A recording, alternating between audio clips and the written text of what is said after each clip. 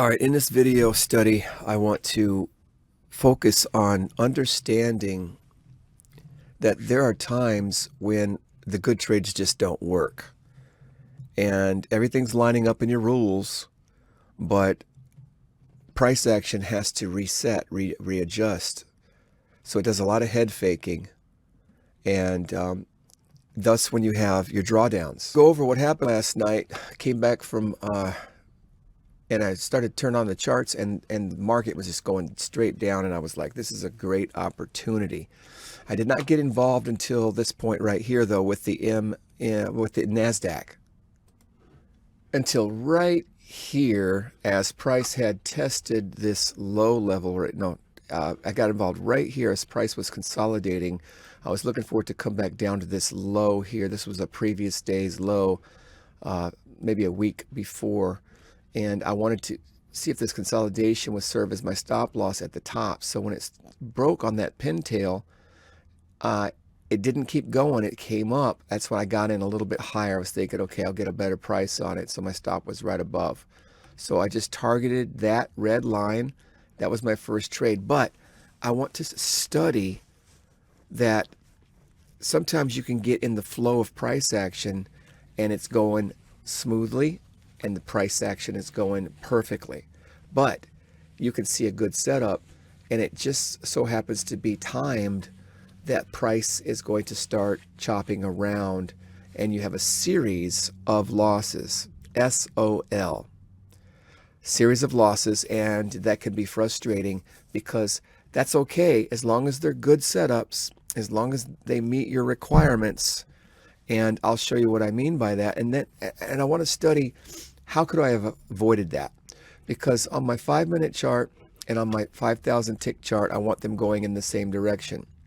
And if they're going in the same direction, right here, if they're going in the same direction, then I will use that as one of my parameters.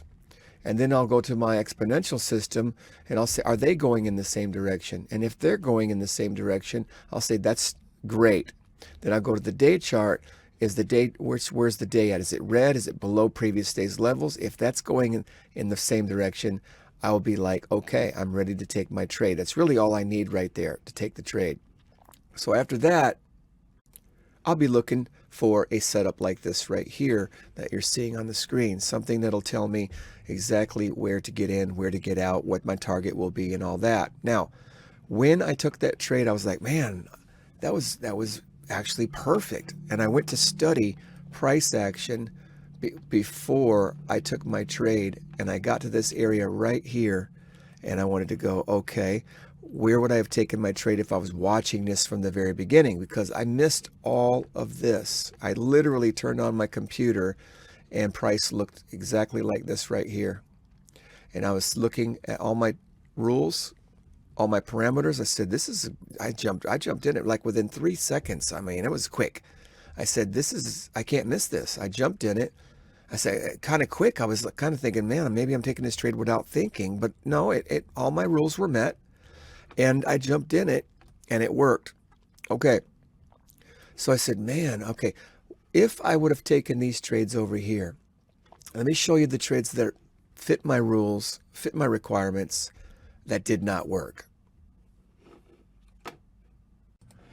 Okay, let's study it. The NASDAQ opened up, dropped sharply, kept dropping, kept dropping, kept dropping. If I was watching price action right here as it continues, I would have probably tried to take a trade on this green bar consolidated, and I probably would have tried to take that trade. I have to say, honestly, that one probably would have worked depending on how high my stop loss was and what I was needing to get out of the trade. I think it would have worked regardless of where my stop loss was on that particular trade. Another idea when I'm going with real fast momentum is I'm just looking for a green bar ignored. And it's possible that this one would have worked too. Let me see. I have to this is the back testing that we do. Now, keep in mind, back testing is only going to be as good as the speed of the price in real time, because sometimes it looks good on the chart, back testing, but in real time, price is developing so quickly you don't have time to think. So, back testing is limited in that capacity. There was a 1-to-1 on that, possibly if I would have taken that one.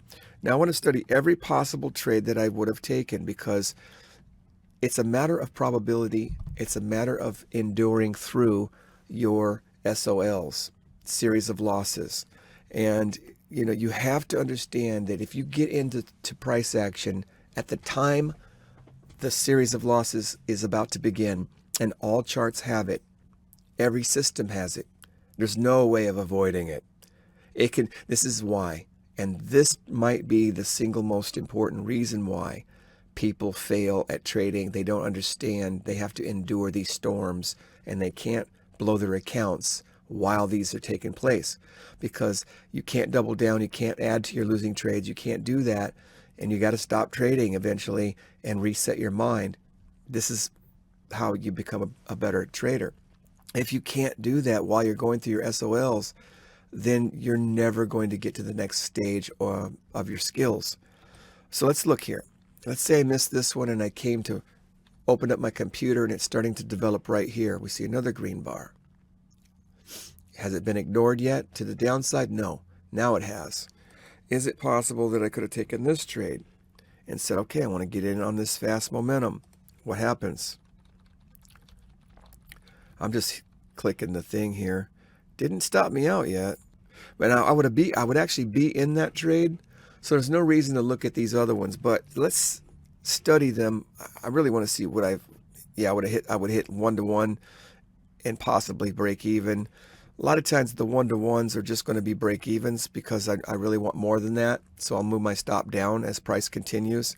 So that none of those trades, except for the first one or two, might have been profitable. This one might have just been a break even here, because eventually price came back up pretty high and it would have stopped me out on that. So let's be as realistic as we possibly can on these. And you don't want to fool yourself.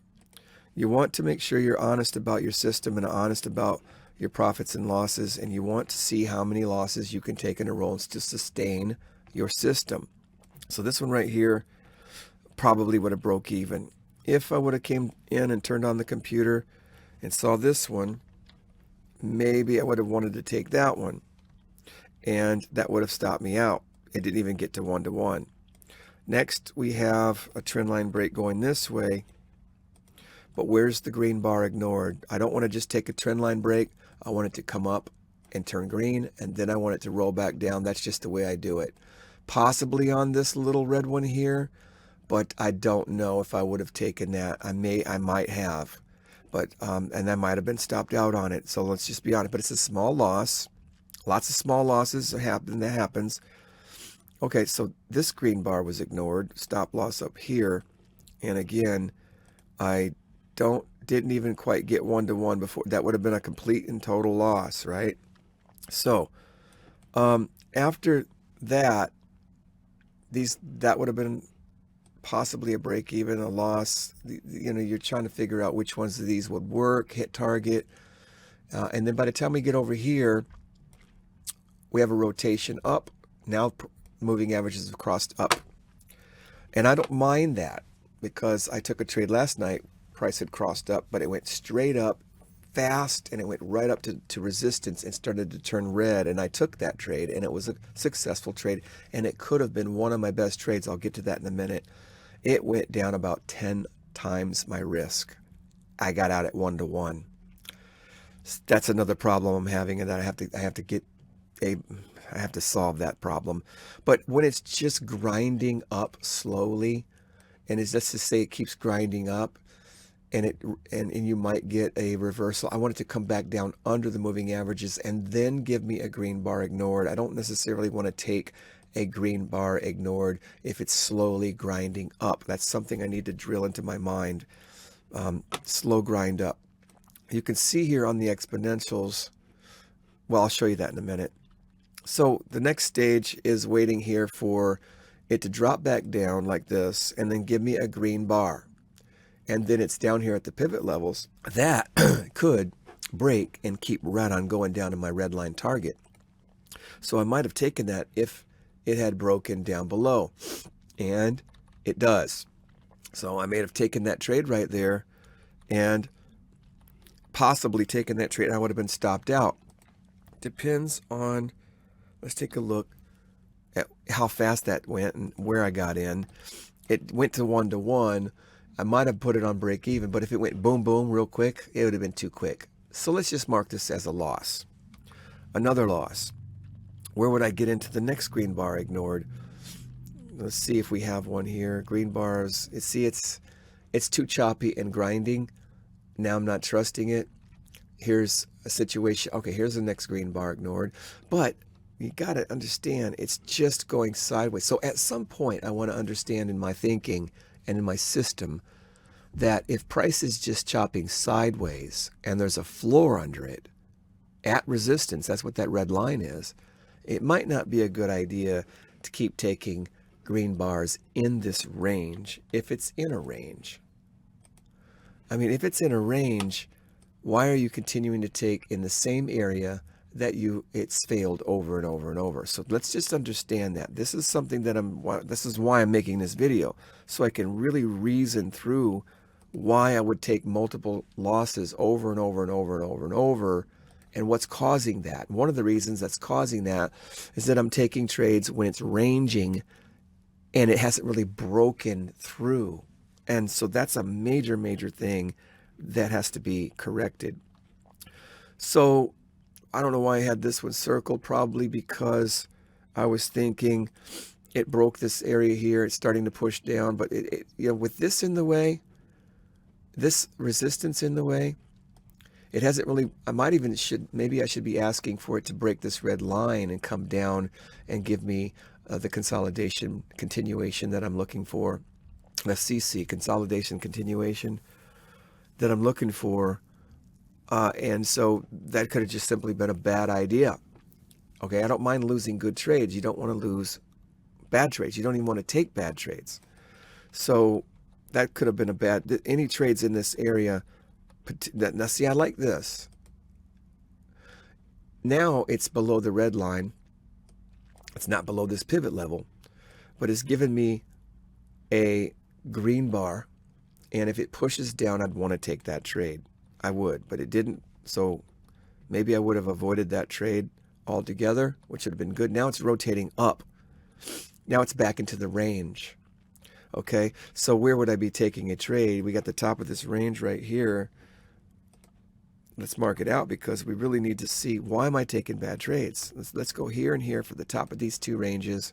Let's watch price action. It hits that range. It hits the top of that range, and it gives me, a green bar nor area.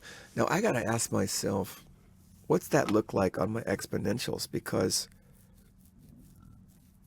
if I don't have agreement, ever say if one of them's coming up, let me look at this area real quick here. I want to look at this area on my exponential system and ask myself, well, not the exponential system, but the 5,000. Yeah, it was below. So it was still meeting the requirements. Yeah, on my 5-minute and my 5,000. So even if these cross over right here, what I have with my exponential system is that it's just simply not agreeing. Now we got one going up and one going down, perhaps. So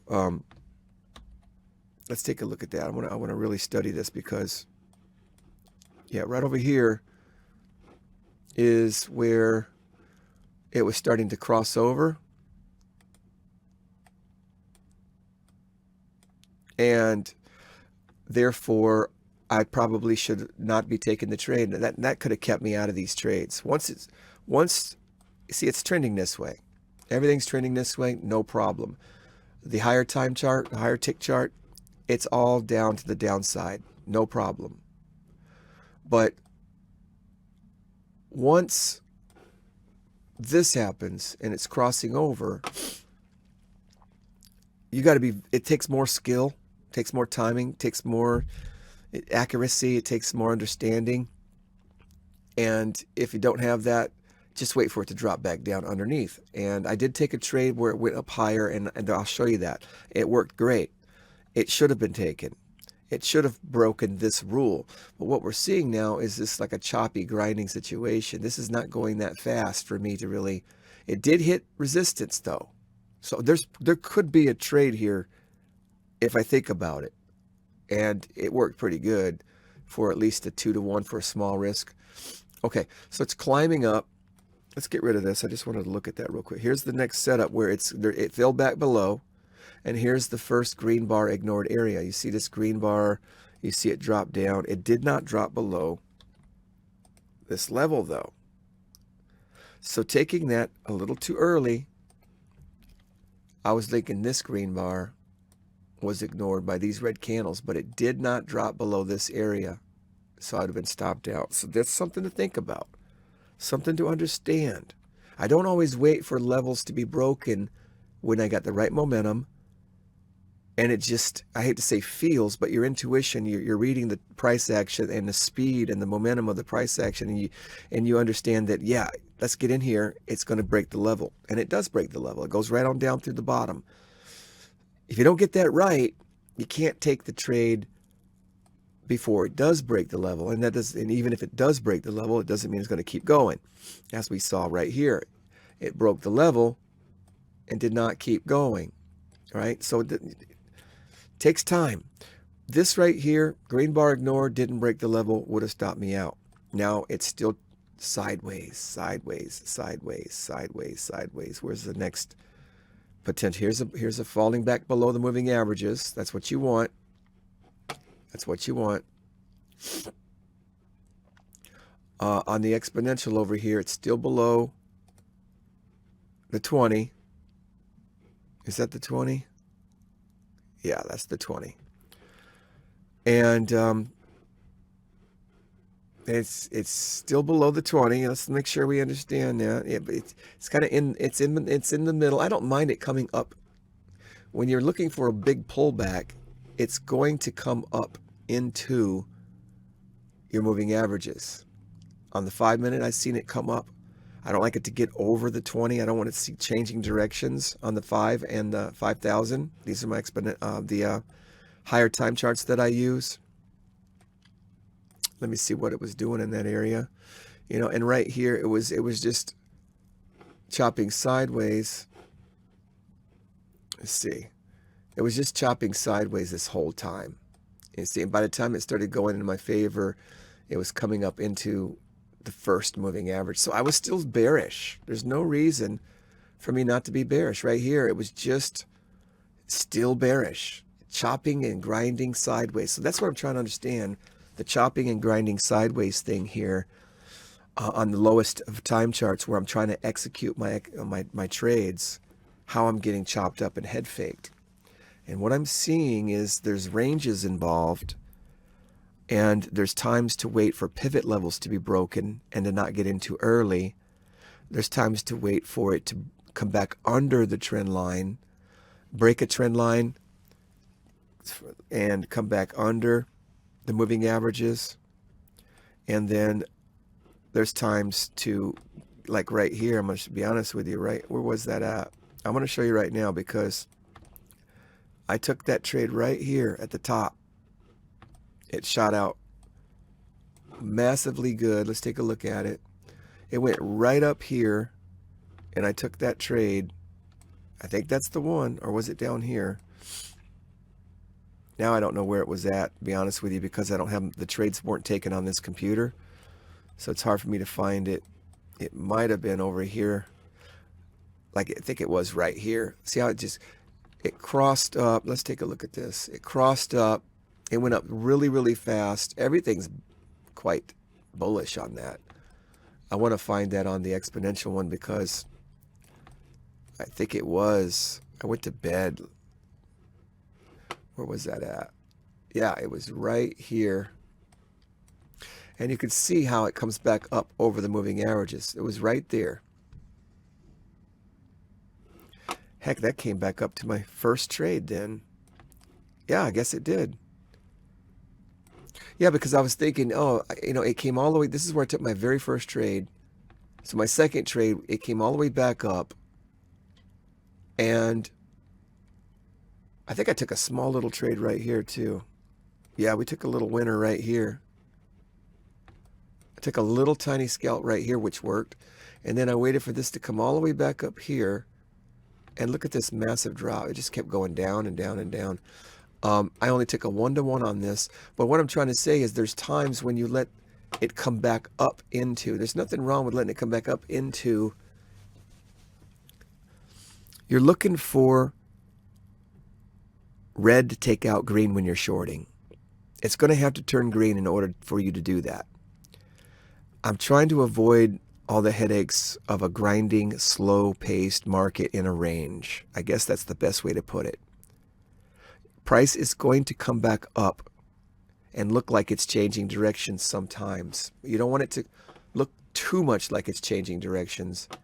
So you keep an eye on your 5-minute and your 5,000. You don't want these to change directions. But if price comes back up,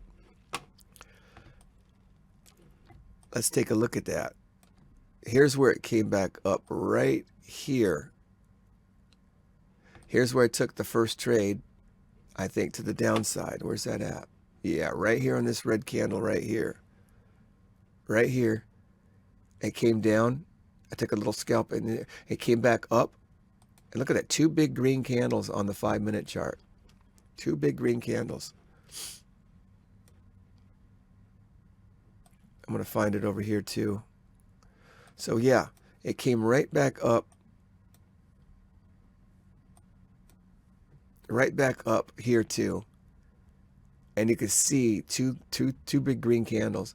It got to the top of those lines. I think that might even be why I took that trade. It hit one of these moving averages on one of my charts, and I said, this is the time to execute.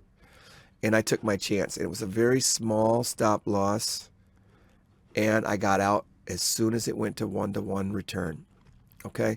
And so there are times when the exponentials on that are not necessarily agreeing, because my higher time chart on that was looking down. It came back up into, but over here it's rotating up. So there was a conflict between those, and they weren't agreeing. So that's, whew, I was even thinking, hey, I'm taking a chance here. It's kind of going against my system a little bit, but I've seen it over and over and over where it works, that I want to make some exceptions on it. And that's what you do as a trader. You find basic rules that work, and then you start expanding your system to adapt to other scenarios and other situations. But I think this video is long enough. I think I understand what I'm trying to do here. There are times when price is in a range that you can't take the trades even if you get a green bar ignored, and even if all your charts are saying the same thing. There's a time when it's stagnant and going sideways. There's a time when it slowly grinds in the wrong direction and you think it's going to reverse, and it keeps head faking you over and over. There are times when the SOLs kick in and you have a series of losses and there's nothing you can do about it. You started taking your trades at that time, and that's nothing you can do about it. You don't know when that's going to happen, and there's no way of avoiding it, because that's part of trading. Okay, and there's times when you can bend your system to accommodate expanding ideas that are very profitable and successful. So let's just understand, you're going to take a series of losses sometimes. You're going to have to understand when those series of losses take place and how to avoid those better with studying the charts and figuring out what you could have done differently. In this case, I probably should have understood it's in a range and it's grinding, and I need to wait for a serious commitment to the direction I'm looking at before I take a trade. Okay.